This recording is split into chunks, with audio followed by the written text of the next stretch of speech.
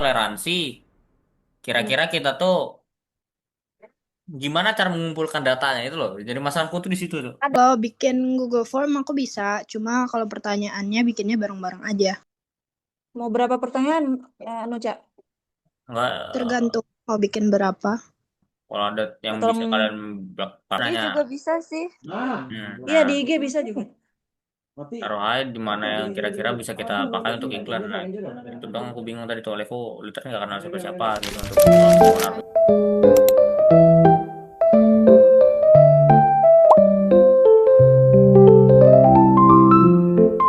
Kita kali ini kita ditemanin sama pembawa materi kita ada Yuki. Yuki bersuara dong Yuki. Halo.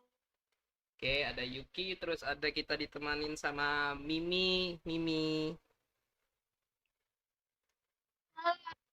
Oke, dan juga kita ditemanin sama Sora. Halo guys. Untuk stream kali ini memang sedikit agak sensitif, tapi semua yang disampaikan dalam sini disclaimer itu hanya untuk tujuannya sebagai pendidikan saja ya. Ini cuman untuk pendidikan, tidak ada niat dari kami untuk merendahkan suatu agama atau apa, itu nggak ada sama sekali. Ini cuman membangkitkan sadaran diri kalian sebagai warga negara Indonesia untuk saling toleransi satu sama lain. Oke, jadi kita serahkan saja ke pemateri-pemateri kita buat anime 7662. Tapi bagaimana dengan peraturan daerah yang melindungi orang muslim? Di mana hal ini jelas merugikan bagi agama lain yang jelas-jelas menerima diskriminasi. Oke, jadi pertanyaannya itu bagaimana dengan perda ya yang melindungi umat muslim? Terus di mana ya itu bagaimana pendapat kalian tentang perda yang peraturan daerah yang melindungi umat muslim? Ini aku bakal jawab dulu ya menurut opiniku. Kalau kalian ini ya pernah mendengar tentang piramida hukum Indonesia, nah perda peraturan daerah itu posisinya paling bawah piramida. Jadi peraturan daerah itu harus berdasarkan undang-undang dasar.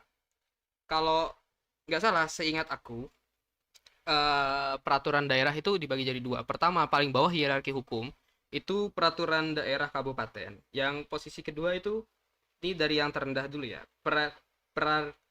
Peraturan daerah provinsi. Yang ketiga itu pengaturan ini peraturan presiden. Yang keempat itu peraturan pemerintahan. Yang kelima itu perpu. Terus yang keenam itu TAP MPR. Terus yang terakhir atau dari dasar dari semua hukum itu Undang-Undang Dasar Negara Republik Indonesia. Kalau dari peraturan daerahnya aja udah tidak mengikuti aturan Undang-Undang Dasar, itu kita harus lakukan review atau kita protes dengan daerah masing-masing. Contohnya kalian tinggal di daerah mana, provinsi mana, kabupaten mana. Nah, kalian harus melakukan judicial review dengan terhadap peraturan daerah ini. Kenapa demikian? Karena peraturannya itu sangat bersinggungan sama Undang-Undang Dasar Negara Republik Indonesia tahun 1945. Kalau nggak salah itu ada di pasal 29. Pasal 29 itu membicarakan tentang kebebasan kita untuk memeluk agama, tapi bukan berarti tidak beragama ya. Terus yang kedua itu menjamin masyarakat sekitar atau penganut-penganut agama untuk menjalankan ibadah tanpa adanya gangguan dari luar. Jadi kalau emang peraturan daerahnya sangat berpihak ke satu agama dan merugikan ke agama lain, lakukanlah judicial review dan gunakanlah ini apa sih namanya itu? Undang-undang dasar tadi yang ku sebutkan sebagai dasar dari itunya, dasar dari argumen kalian. Ingat, undang-undang itu nggak bakal bisa keluar kalau dia bertentangan sama undang-undang dasar dan juga nilai-nilai Pancasila.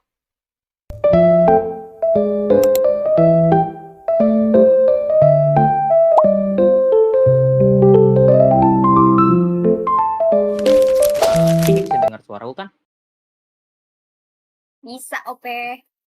Oke. Valeh nanya nih, apakah mayoritas di satu wilayah punya hak untuk menentukan boleh atau tidaknya kelompok minoritas membangun rumah ibadah? Kira-kira Em, pendapat kamu gimana nih? Menurut aku, hak untuk beribadah adalah hak dasar setiap orang yang dilindungi oleh negara. Jadi, keputusan tentang boleh atau tidaknya pembangunan rumah ibadah seharusnya tidak ditentukan oleh mayoritas masyarakat, tetapi oleh aturan hukum yang berlaku. Seperti Itu yang gue aja bilang sih sih. menurut aku. Oke. Nah, Nah, kalau menurut Ikan, sama kayak si Vini tadi, itu tuh tidak menentukan menyetujui hak dari dasar dari orang lain. Jadi apalagi itu termasuk hak untuk beribadah kan, tidak boleh banget. hak ibadah ada Eh, di undang-undang. Ada. ya, Kita berhak untuk beribadah masing-masing. aha, betul bang. Dan juga ya hak untuk beragama dan beribadah itu hal yang bersifat non-derogable atau tidak dapat dikurangi dalam keadaan apapun dan merupakan hak individu yang melekat sejak lahir. Ya, jadi menurut saya itu saja. Mari. Eh, Oke. Nah, itu kalau dari jawaban.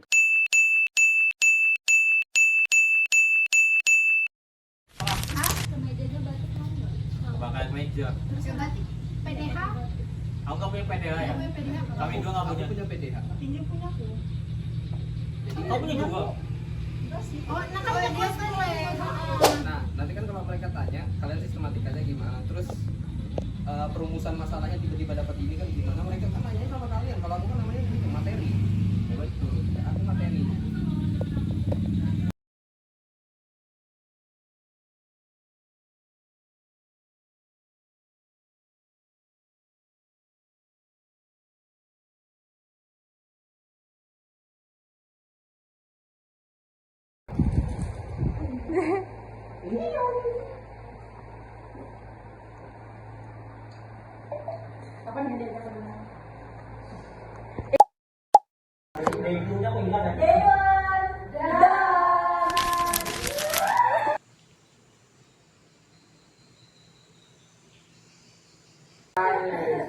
Day 2.